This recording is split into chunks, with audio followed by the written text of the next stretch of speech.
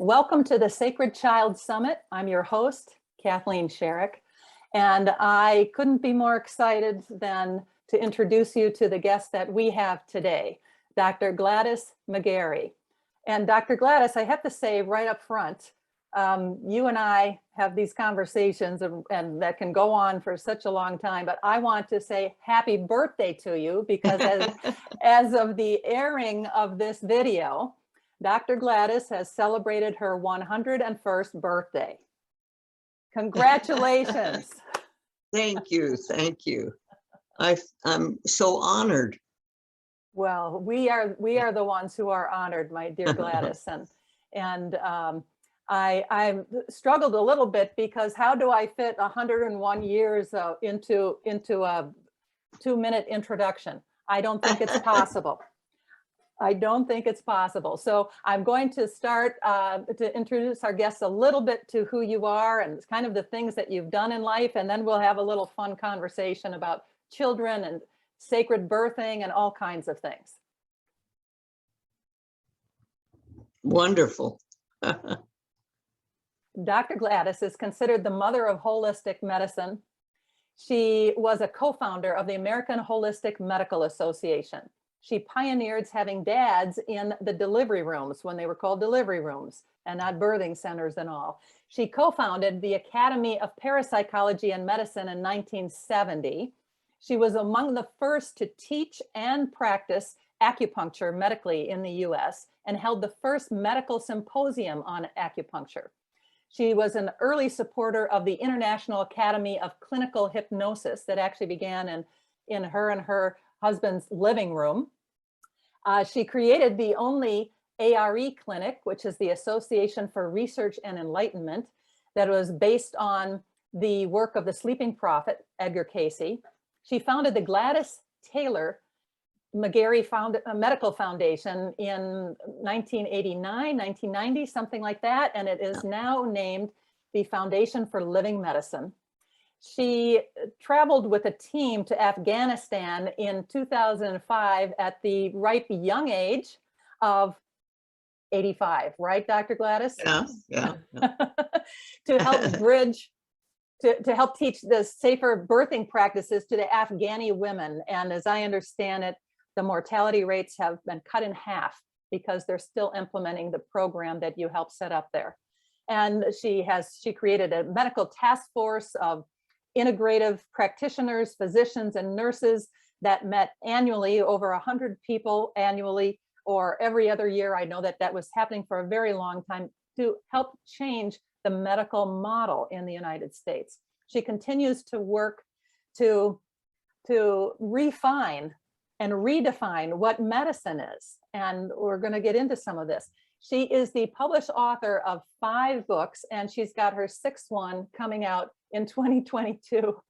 And so, Dr. Gladys, you have given countless keynotes, countless workshops across the world. You've worked with the Mayo Clinic to help introduce new physicians to the holistic aspect of their work. And I'm just so pleased to welcome you into our conversation today. I'm honored to do it. Thank you. So happy to have you here. I'm really kind of grateful to be still alive. So. Well, you are not just alive, you're thriving, and I'm curious. And tell us about what is this skin that's hanging behind you on the wall there? Well, you know, I was born and raised in India, and my parents took their medical work. They were both physicians. They were both osteopaths taught by A.T. Still. But they took their medical work back into the jungles of North India. And so we had these large creatures that were marauding through the jungles and attacking villagers. And this one was a man-eater that was making it very, very hard for a number of villages to really exist. And so the people came and asked my dad to kill her, and he did. And, you know, the people were happy and things went on, life went on. But that it wasn't a trophy that we chose to go after. It was something that was actually helped to make life better for people. So it's part of living medicine. Oh, thank you for sharing that. And the adventures that you had as a child, and I now call it the Himalayas because you have taught me that. I used to call them the Himalayas. Yeah. And but growing up in the Himalayas and with parents who were medically trained professionals who were there opening clinics to take care of the opening orphanages to take care of the orphans of the lepers in the country. Is that right? Yes, yes. And how many, and then had children there. And so you were raised amongst the all of this good service work and open-heartedness and all. It was amazing. We went to school at Woodstock School, which was up in Missouri, which is up in the Himalayas. And it was a school that was started 100 years prior for the children of missionary parents who were in India. So it was an amazing school. And so I was grateful, we were grateful for that. We went to school in the summertime because it was too hot to be on the plains in the wintertime. Wow. And when did you first know that you wanted to follow in these footsteps, that you wanted to become a physician? Probably when I started talking and telling people that I was a doctor. Oh.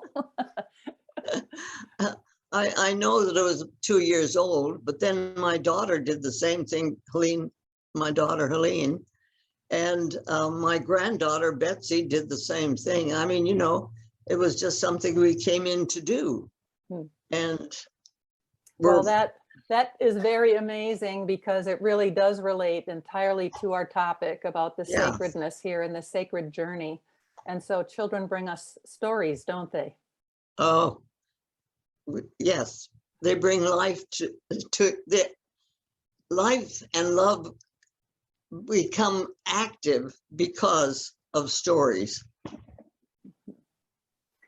And did you, I know that you have an abundance of stories. Feel free to share any of them because I don't have enough questions to ask. You've got so many fantastic stories of the magic of children sitting on laps and the things that come out of their mouths that make you go, what does this mean? Well, let me tell you one quick story about my great-granddaughter, Maggie May, who is the daughter of Betsy, who is a doctor. Okay, so this is Maggie May. She's 18 months old, and her parents say to her, Maggie May, you want to say grace? They're having breakfast. She says, yes.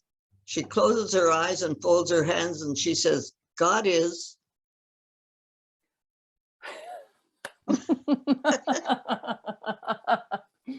Her grandparents are both Presbyterian ministers, and they've used that in their sermons several times.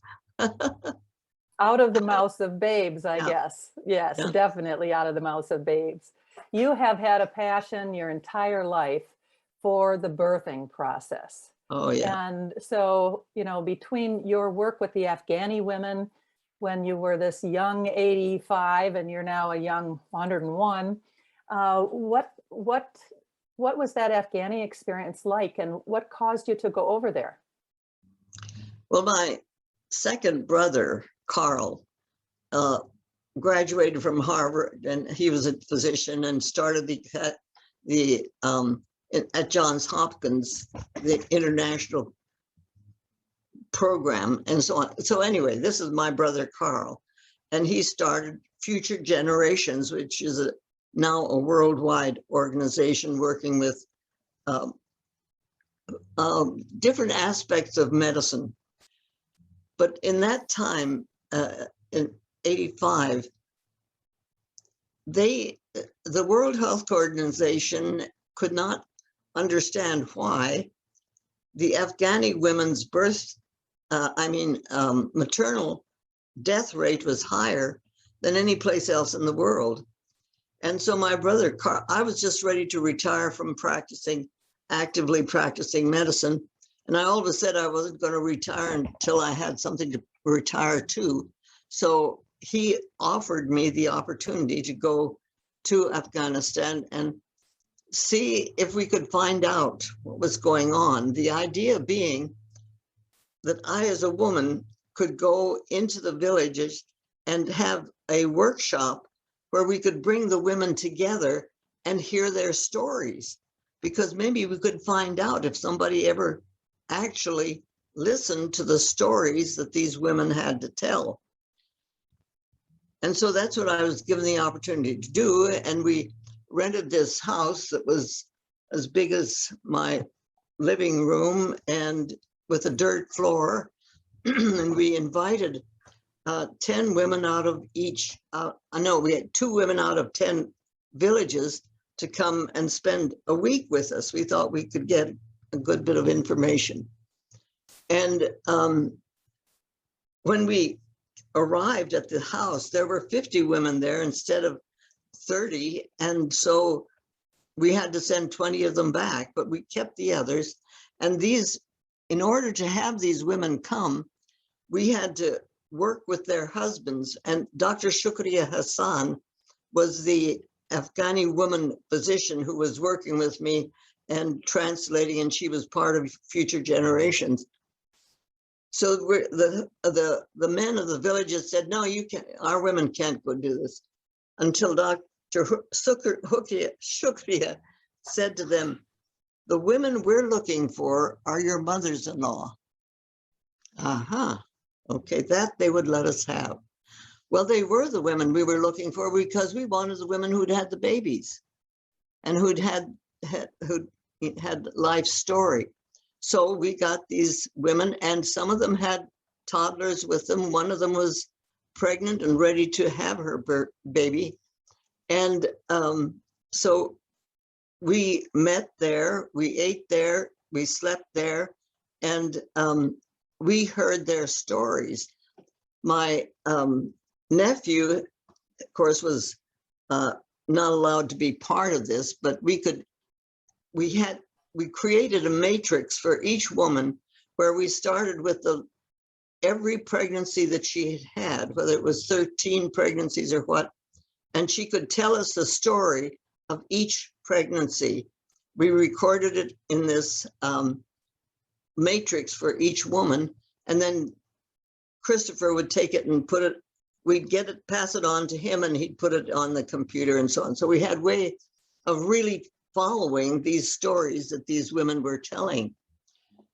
And the thing that we found out was that as soon as a woman became pregnant, she was not allowed to have anything that had, well, they didn't know that it had calcium in it, but they were not allowed to have any cold food. And cold food was eggs, yogurt, carrots, calcium producing foods. So they went through the pregnancy without that. In fact, almost all of them, when they were talking about being in labor, would do this, which is lack of calcium tetany. And so it was obvious that they were, practically all of them, having muscle spasms when they were going into labor. And when they were in labor, they were not allowed to have anything to eat or drink until the baby was born. So by the time the baby was ready to be birthed, they wouldn't have the strength to do it. So somebody from outside would have to push the baby out.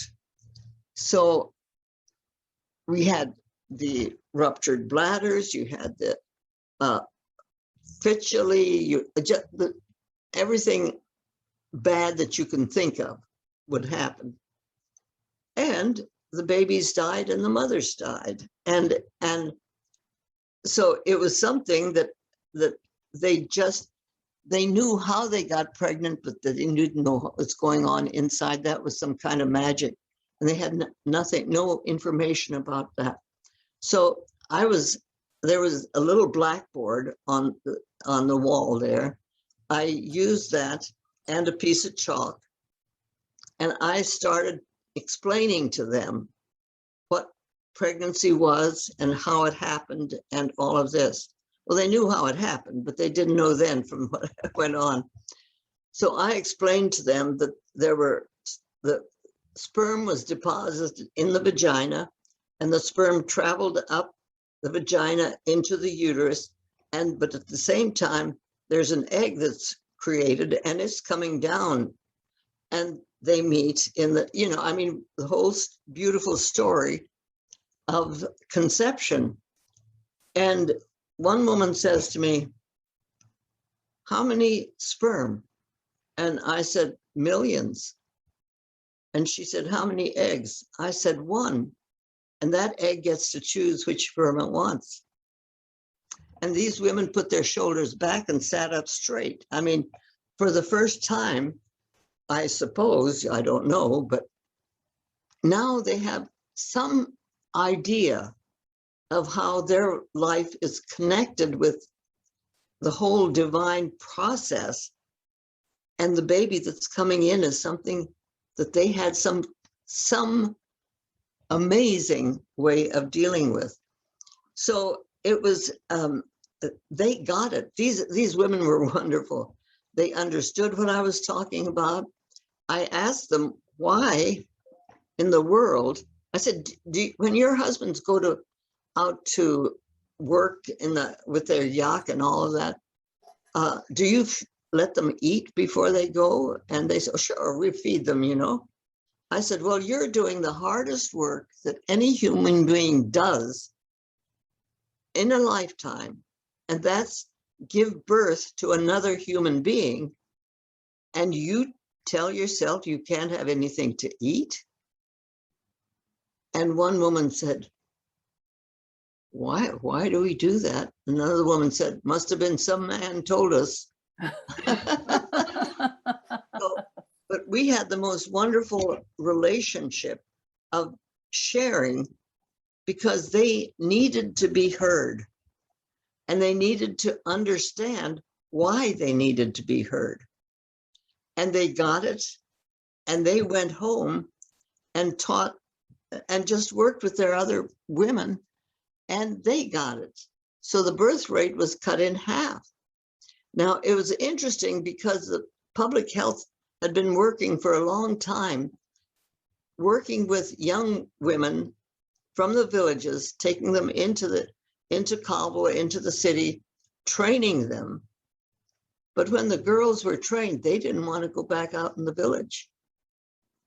So the problem that happened was there was a disconnect with the ones that were educated and able to take some of this information back, and what life itself was dealing out to them.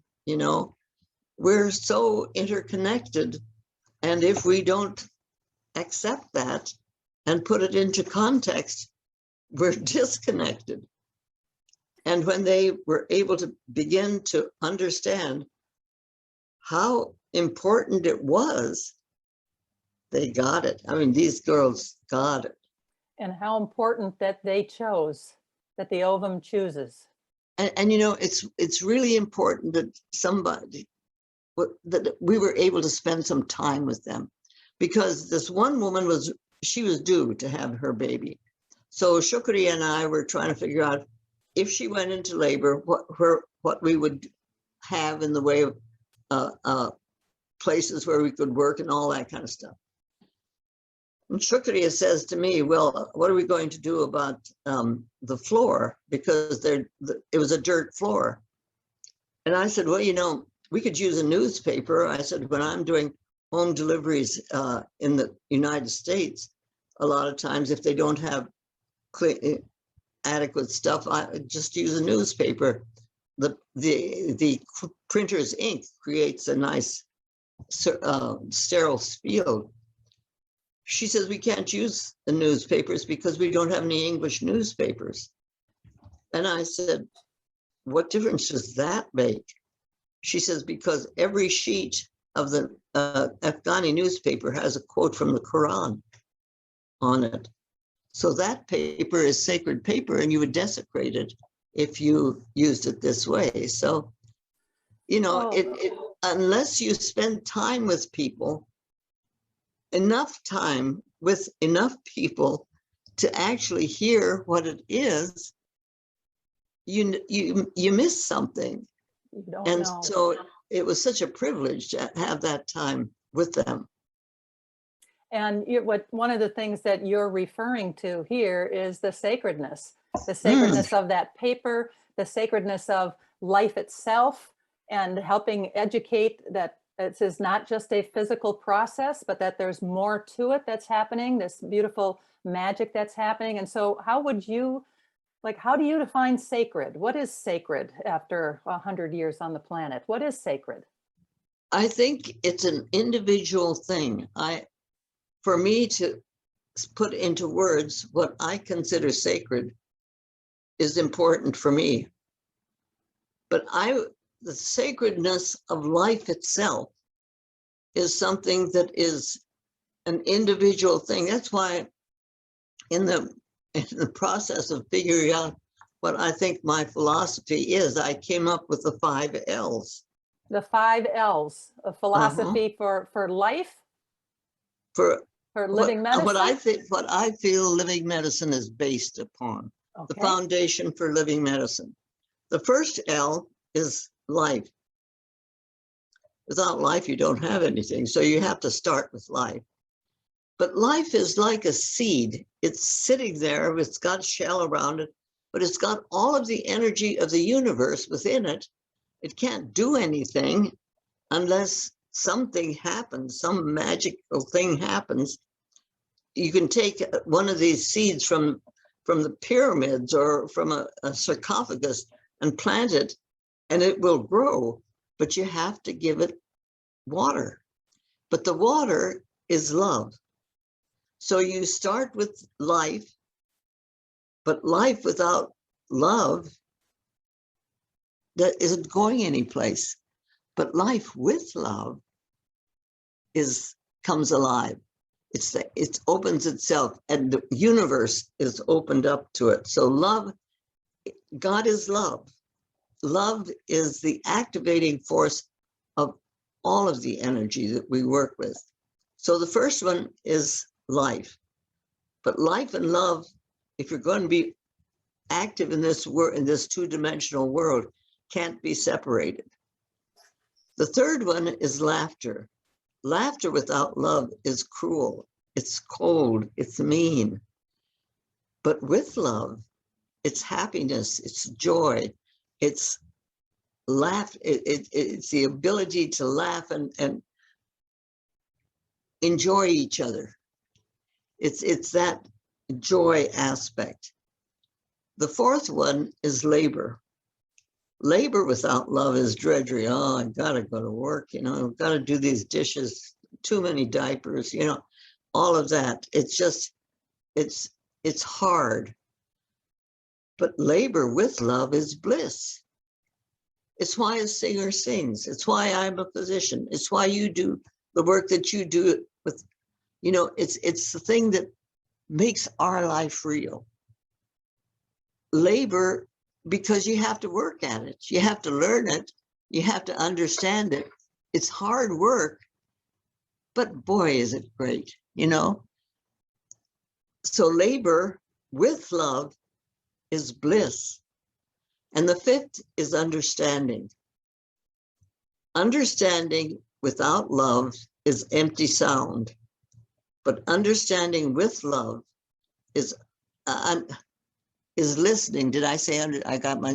Yes, listening and understanding. Similar, yeah. Yes. The fifth one is listening, but listening with love is understanding. And if you understand what it is that's going on, maybe even it's just how you boil an egg, but there's certain things that you have to understand in order to make it real on this dimension. And it's that aspect of our living our lives consciously so that we actually make decisions for ourselves, decide what is our bliss. decide what does make us laugh, decide, you know, these are things that if we actively put love into it, and, you know, living medicine, according to the Native Americans, life is medicine. So life with love is living medicine. It's what activates the whole process of our here I am process. So I can't tell you what your juice is. The only thing I can do is live mine. Oh, here's a good story about this. I have a patient who has polycythemia, and I've known her for years. And when she first, with polycythemia, you have too many red cells. So when she first heard what the diagnosis was, she was told that she would have to have a bloodletting every 6 weeks to just get rid of the blood. And so she came in and we began working with the castor oil packs and so on and so forth.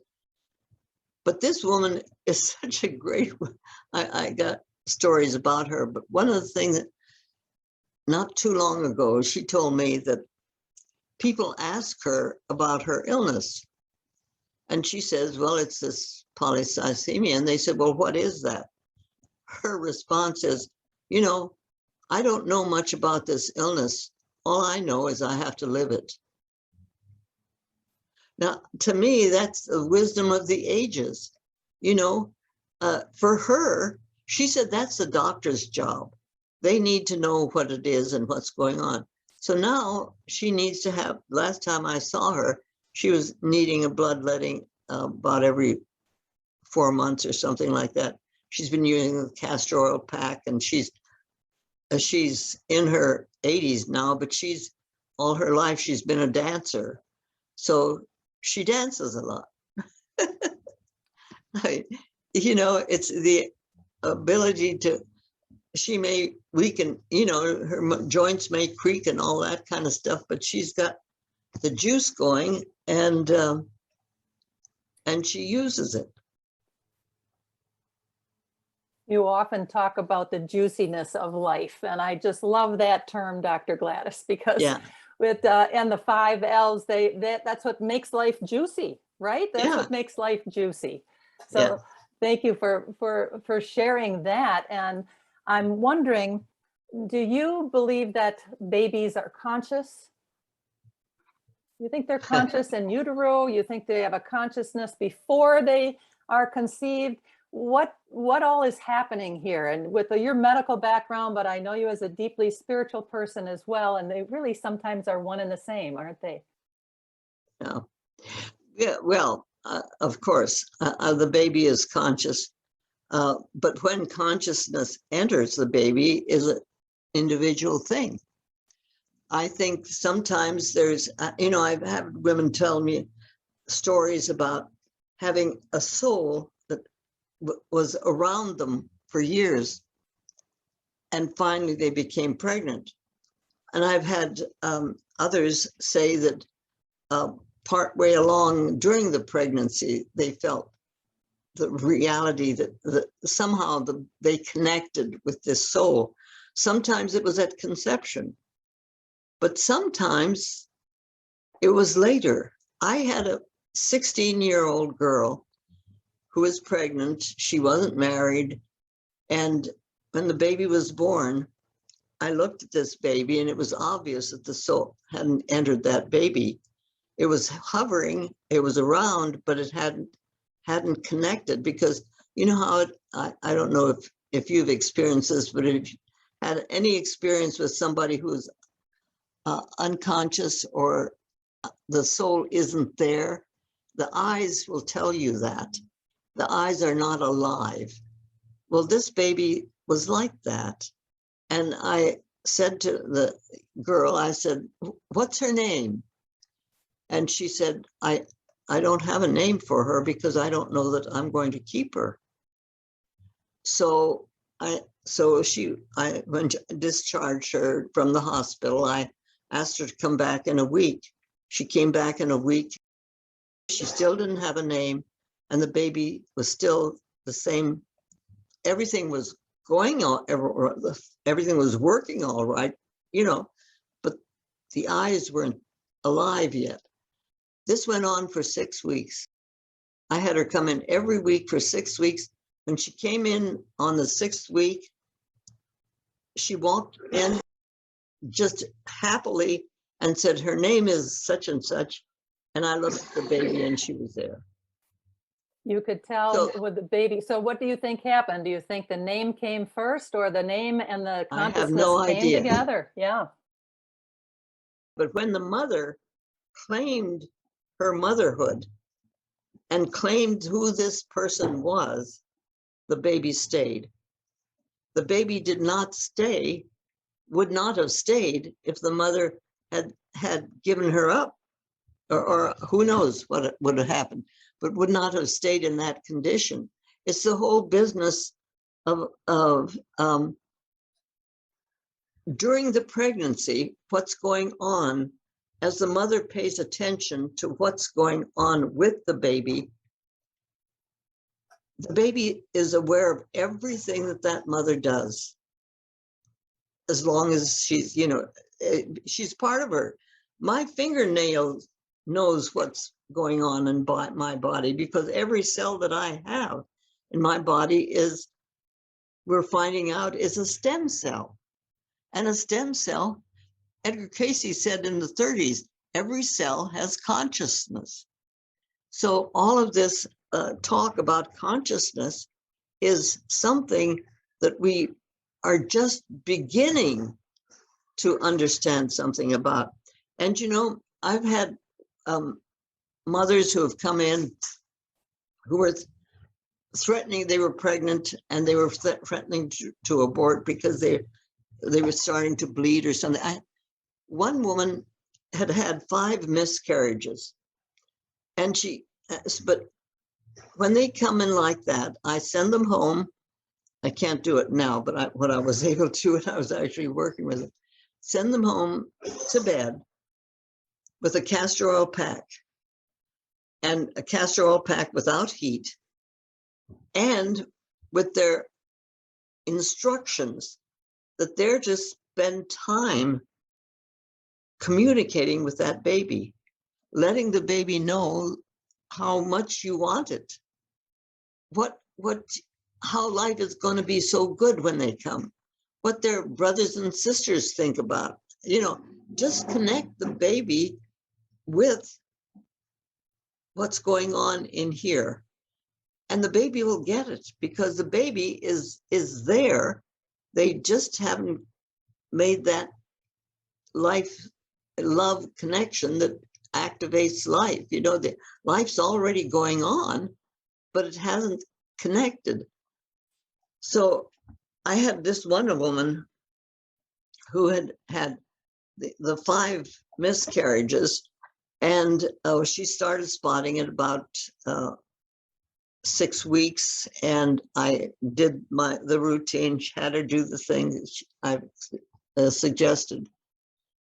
And when that baby was born, I'm holding this wonderful being in my hands, and I look at the face, and I said to the mother, the great physician was at work in utero, because this baby had a hair lip scar starting from the lip going all the way back into the cleft palate. Now, you don't get a scar unless you were having a defect. So when I came home that night after working with this baby, I said, Bill, I need to get this straight. When does the lip form? And it's just the right time. And so she had a defect that was probably what had caused the other miscarriages or whatever. But this time she worked with it, and it was repaired in utero. Years later, I was doing a lecture at ARE in Virginia Beach, and a woman came up and said to me, 25 surgeries later, my son has the same scar. So this is something that it's not fiction. This really happens in people's lives. Now, And the when whole, you say scar, Dr. Gladys, what a scar means to us lay people is that something has happened, a trauma has happened, and it has healed. it's so, yeah, it was repaired in utero. That's why I said the divine physician has been working in utero and has repaired their defect. Yeah.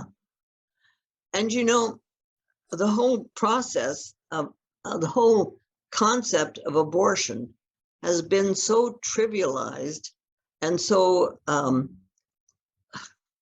made a horrible, horrible thing, when in reality, there is a conscious way of working with this that I've used, and other women, other people who are working with pregnancies have used, and it works, in which you consciously ask and work with the baby. Now, here's the thing. I've had women come in asking, thinking, you know, saying, something isn't right, whether it was whatever the reason is.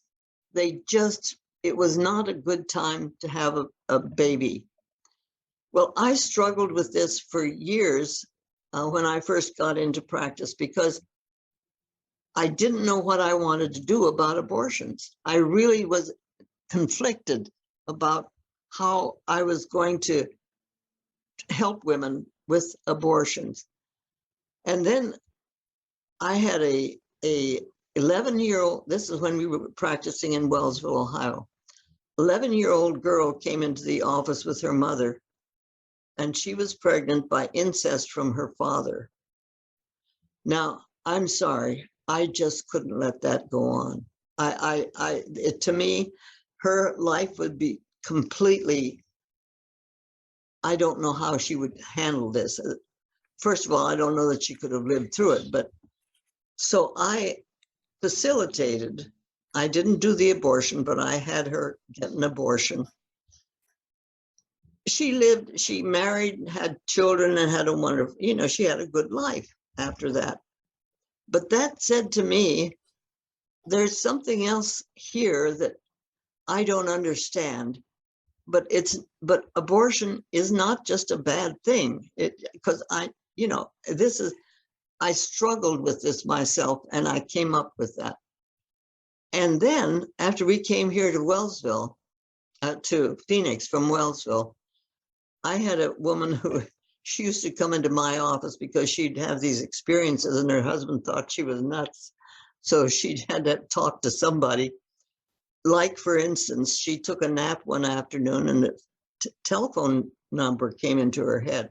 She couldn't get rid of it. So she got up and dialed the phone.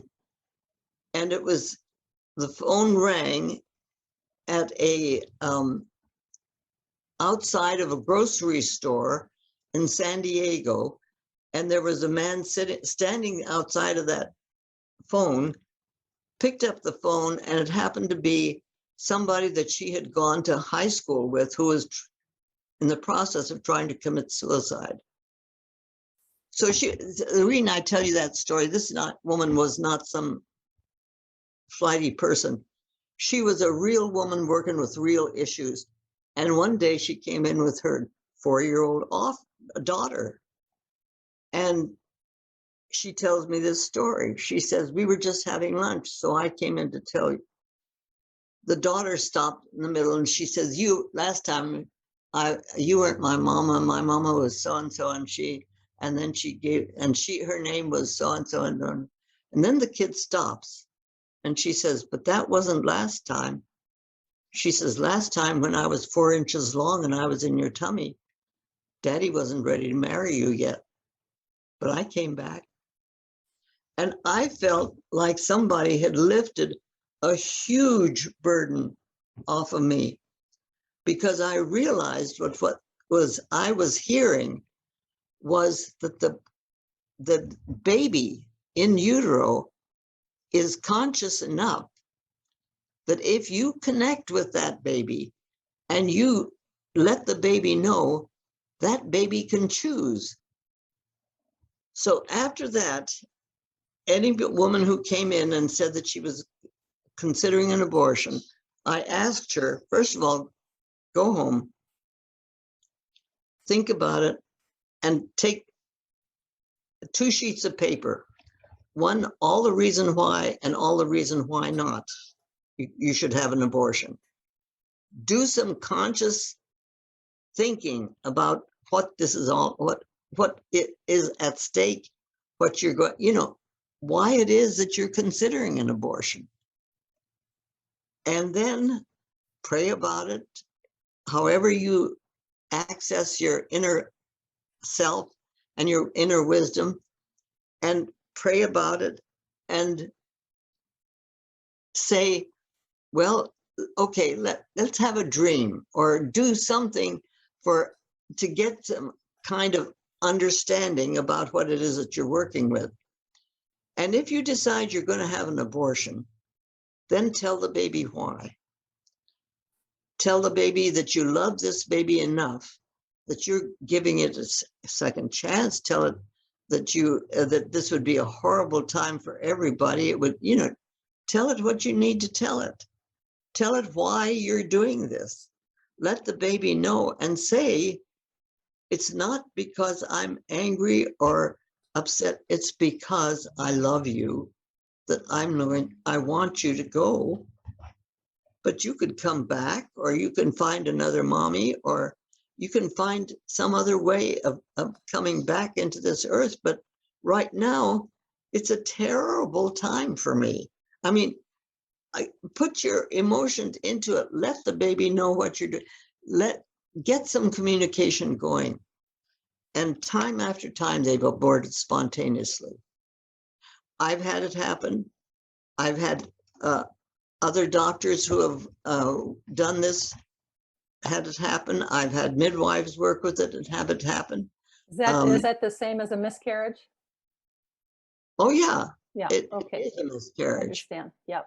And what you're talking about is that this child at whatever stage has consciousness, and to be in communication together, to be listening and expressing in whatever form can work with you and your life, and that. But to, so often we think, whether it's around this issue or any other issue, that this child isn't really someone until they're born, or until they are walking, or until they're talking. They're not really someone. And so this consciousness seems to, as you are experiencing and sharing, starts way early. And if we're aware of that, it can change dynamics for how we parent, and it can change childhoods. And thank you for sharing your perspectives about all that. And you also have so many stories that you have shared with me in the past. If you can remember a couple of them, about children remembering children's memories when they're young. Oh, it's such fun. My youngest son, who is an ophthalmologist in Flagstaff, he's in Flagstaff. Excuse me just a minute. Anyway, I want you to know he's real. Anyhow, one morning, he was, I guess, 2. He comes trotting out from his bedroom, and he climbs up on my lap, and he looks at me and he says, last time my mama was Aunt Alice, and she was black.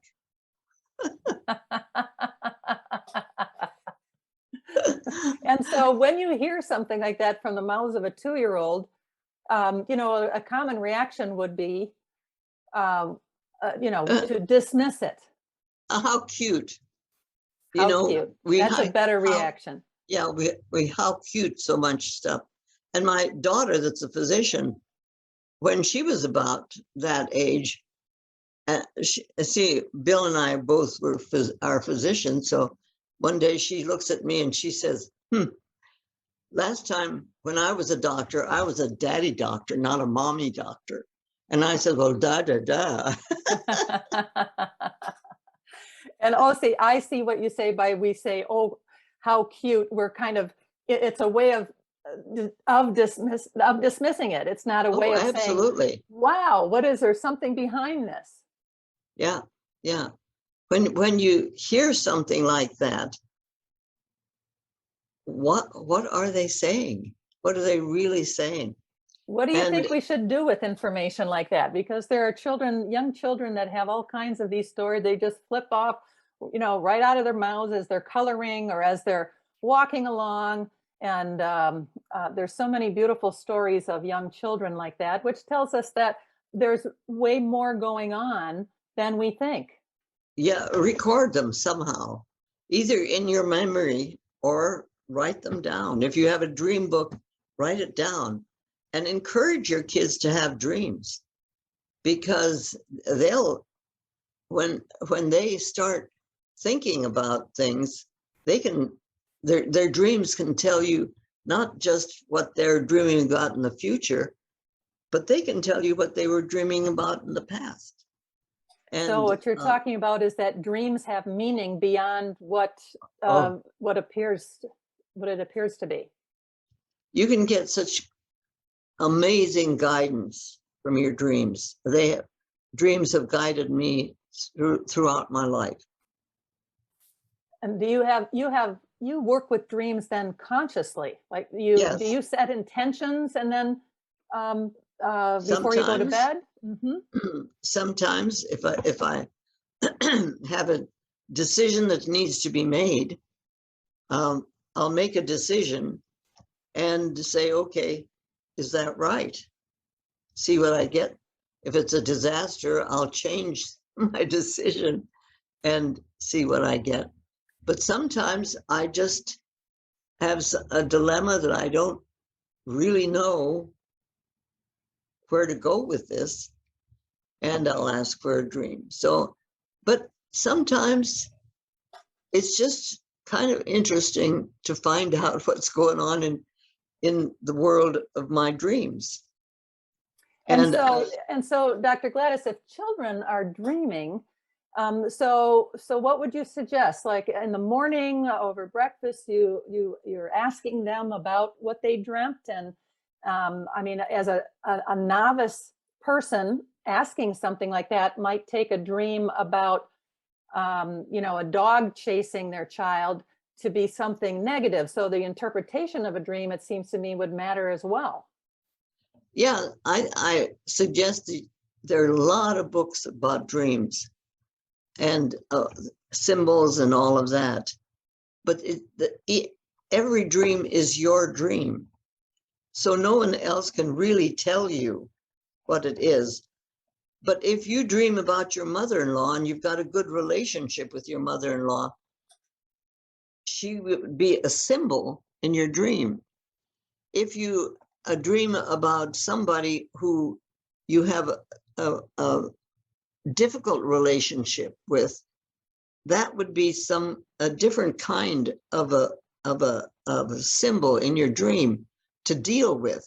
So it's it's what it is that and animals. How do you like cats or dogs, or are they a threat, or how you relate to the symbol, how you relate to what it is that the dream is saying. But I suggest that you take a notebook and start a dream journal. I've had a dream journal since 1957. When, Oh my goodness. yeah, no, I haven't looked at any of them for years, but they're there, and it's and so many of the decisions that we've made have been based on the dreams that we had that guided us. So it's an amazing. And as far as teaching your children, I'll never forget my eldest son at 16 came in one day and he said, I had a dream that, and he was interested in surfing and all. They had surfboards, He said, all of my brothers and sisters behind me, but I had the lead surf, and it was my job to break the waves for the others. So as a 16-year-old, I don't know that what he's done with that in his life, but I know he came and sat at the breakfast table and told me that he had this dream about, since he was the eldest, the first child in the family, it was his job to break the waves. And so, and it was because he was interested in surfing too, you know. I mean, it was what he was really interested in doing at the time. Well, they're another tool for us to understand who the Yeah. children are who have come into our lives. That's what it Isn't sounds that like. the truth? Yeah.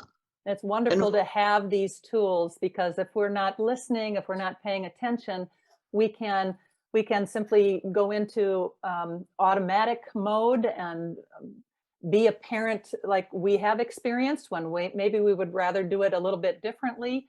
But if we know the children who are before us, and the children who have welcomed us, and the children who have come into our families or into our communities or into our classroom as an educator, if we know them, if we're aware and curious of the signs of them revealing who they are, then it seems to me that we can coexist so much more joyfully, harmoniously, peacefully, and that any conflicts can be resolved in a much more harmonious manner when we know who this child is. And of course, by knowing the child, we also, it's the child within too, as well, right? I mean, you've written a book. Absolutely. Right. You've written a book called The Inner Physician, which is a beautiful book. All of yours are. But The Inner Physician is basically talking about it's within you. Well, and you know, the children mimic what it is that you do. So if you are saying an untruth, and it's just a downright lie, the kids see that and they hear it, and you can say, you know, don't lie, but you're saying something that is an untruth, and it's obvious to the child. In other words, you are the example as a parent, as a teacher, as an aunt, as an uncle, you know, as a person in a child's life. You are someone that they are learning something from. And I think it's our responsibility to think about what it is that we're sharing with these children. I remember as a small child in the jungles of India, there was a preacher who used to come through every so often. You never knew when he was going to show up. His name was Sadhu Sundar Singh. He was a Christian sadhu. But he would come, and we all loved seeing him. And I don't know which one of us was that said this, but when he was with us for a week, and then he left like he always did. And one of us, I don't know whether it was me or one of the others, said to my parents, "Where did Jesus go?" He emanates, his presence was so much what we thought Jesus would be bringing in, that we thought Jesus was there. And I remember my John, my son that's here now, he's a retired Presbyterian minister. But when he was 7 years old, he comes in one day and he says to me, I wish Jesus was here. And I said, oh, okay. Why? He says, because I have questions. And I said, well, ask me, maybe I can help. He says, you don't have the answers. And I said, well, try me. I said, just try me. So he says, okay, how can God be if he never got started? And I said, well, maybe it's kind of like a circle. It doesn't have a beginning or an end. He says, I knew you didn't have the answers, and off he goes. But it's that kind of a treasured memory. And then my number 4 child, my Bob, he's a psychologist. He came in one day, and he's about 4, and he says to me, I know something. And I said, well, what do you know, Bobby? And he says, if I make a friend and he makes a friend and he makes a friend, it's going to go all around the world and come back to me. Now, kids say things like this. And to me, it's the listening to what it is their soul is speaking. And if you answer something like that with, oh, isn't that cute? You've minimized it. That's really, thank you so much for pointing that out. Absolutely, I agree with you on that. Yes, yes. How cute. Yes, it doesn't give it any credence. It's something that is very deep. It comes from pure consciousness. Yeah, yeah. And they do it all the time. And it's, or they share their pain with you. You know, there's certain things that are hurtful to children, and certain people that a child doesn't like and doesn't want to go to see or something, to force that on them. I know that I've taken my children into places, but I spend time beforehand explaining to them why we're doing this. Not just, oh, come along, don't be silly. Again, a dismissive kind of thing. Yes. Mm-hmm. Now, Dr. Gladys, I want to go in a little different direction here, as I know that for much of your beautifully long young life, you have had a vision for a village for living medicine.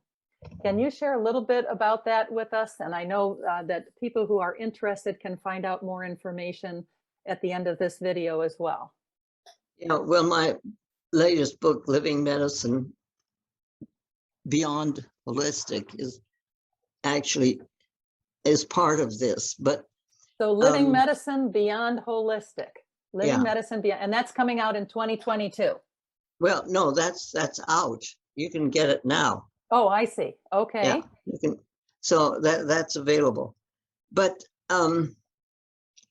the concept of the village for living medicine is based on what I know is reality in the field of medicine.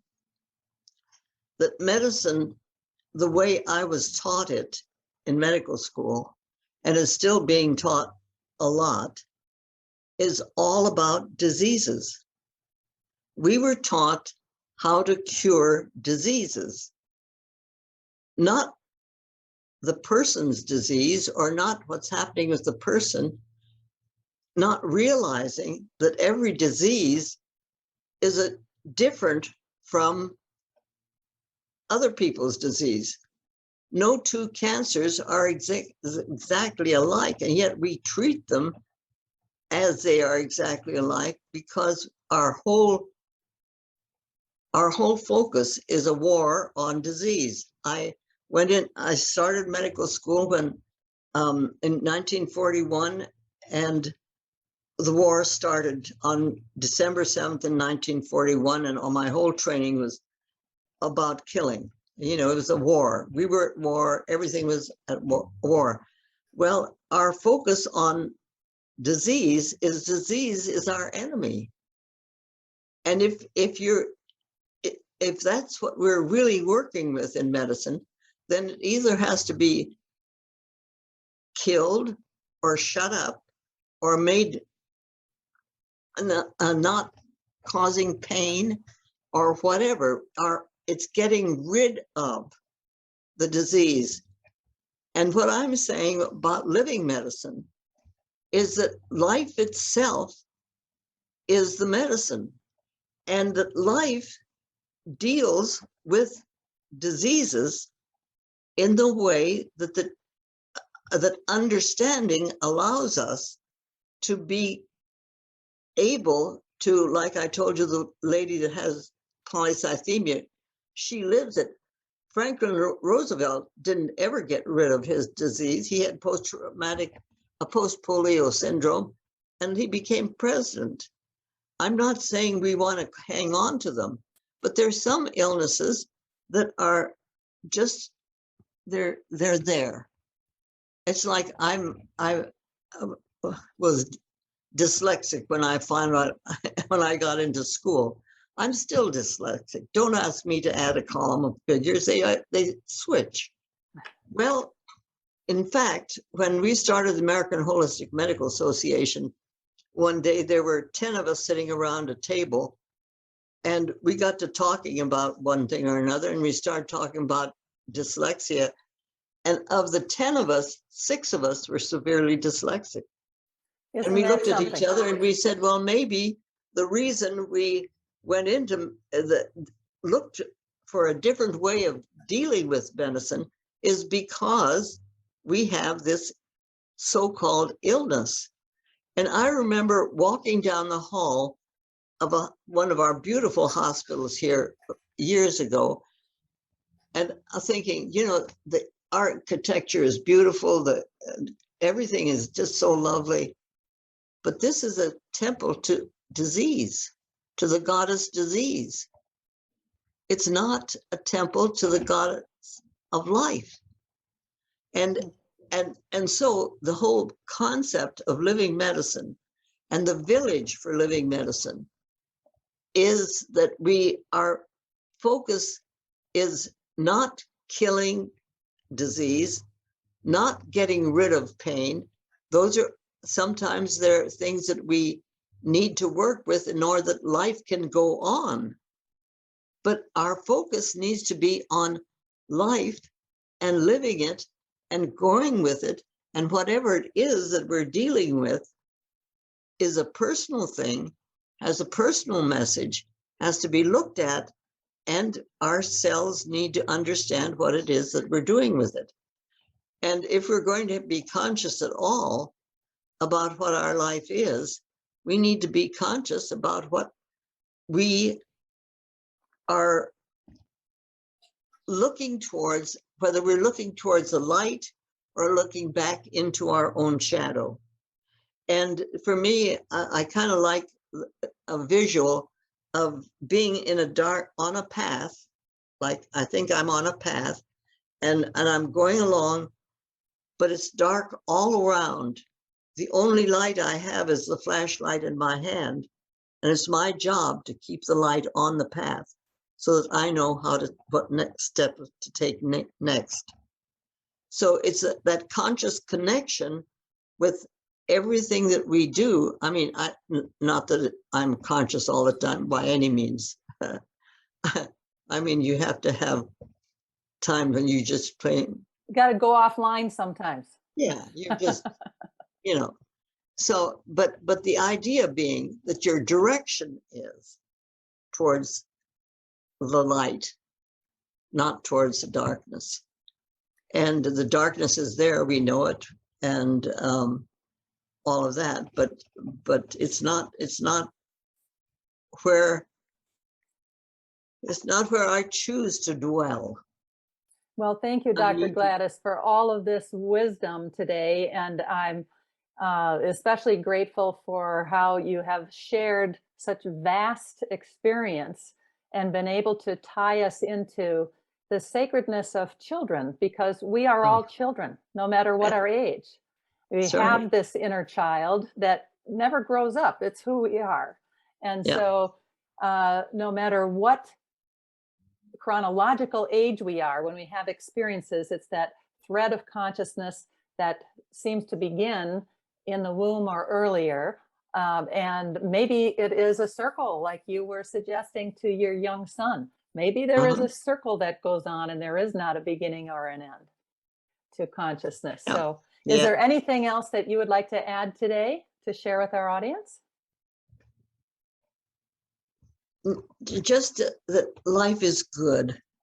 You know, life is good. there are hard things that happen in life. There's pain, there's illness, there's, you fall and you break your ribs and you do things, you know, but life is good. And it feels good to sit, to even say that, because our body understands it.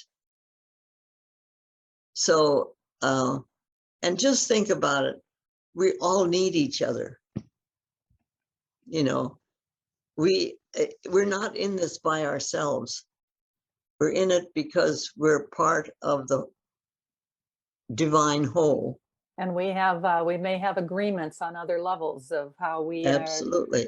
how we are in relationship to each other here. And that's another conversation that we can have at some point. So Right. Dr. Right. Gladys, thank you so much for sharing your wisdom today, and happy birthday again. Thank you. Thank you. And to our audience, I hope that you have found some goodies to take away from this wonderful, enlightening conversation with Dr. Gladys after so many years of lived experience. I'm going to have all the information for Dr. Gladys's Foundation for Living Medicine that is accompanying this video here. And for more information, you can go to that link.